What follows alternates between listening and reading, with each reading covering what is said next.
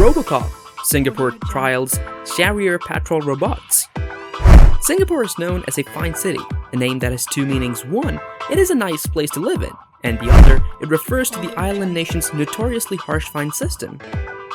Anyone who has lived or visited Singapore knows that importing or possessing chewing gum, jaywalking, inconsiderate bicycle parking, smoking outside of approved smoking zones, and inappropriate singing can all result in fines of up to $1,000. Even convincing someone that if he did not obey you, he would be punished or make heavenly entities sad might land you in prison for a year. According to Singapore's Home Team Science and Technology Agency, HTX, the fine city is now engaging in Robocop law enforcement, worrying some residents and visitors. Singapore is a Southeast Asian country. Singapore has tested patrol robots that provide warnings to persons participating in undesirable social behavior, adding to the tightly controlled city arsenal state of monitoring technology, which is raising privacy worries. Singapore is seeing an explosion of instruments to follow its residents, from large numbers of CCTV cameras to trials of lampposts equipped with facial recognition technology. Officials have long promoted a vision of a hyper-efficient, tech-driven, smart nation, but critics claim that privacy is being compromised and that citizens have little control over their data. Face recognition software has a biased issue.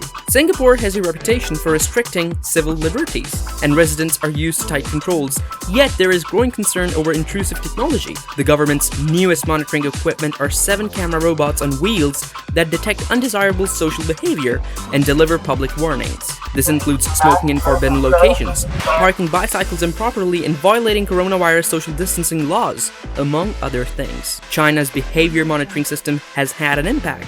During a recent patrol, one after Xavier, robots twisted its way through a housing estate and came to a halt in front of a group of elderly inhabitants who were playing a chess game. A robotic voice blared out, "Please keep 1 meter distance. Please keep to 5 persons per group," as a camera on top of the machine trained its sight in them. 2 robots were deployed to patrol a housing complex and a commercial mall during a 3-week trial in September.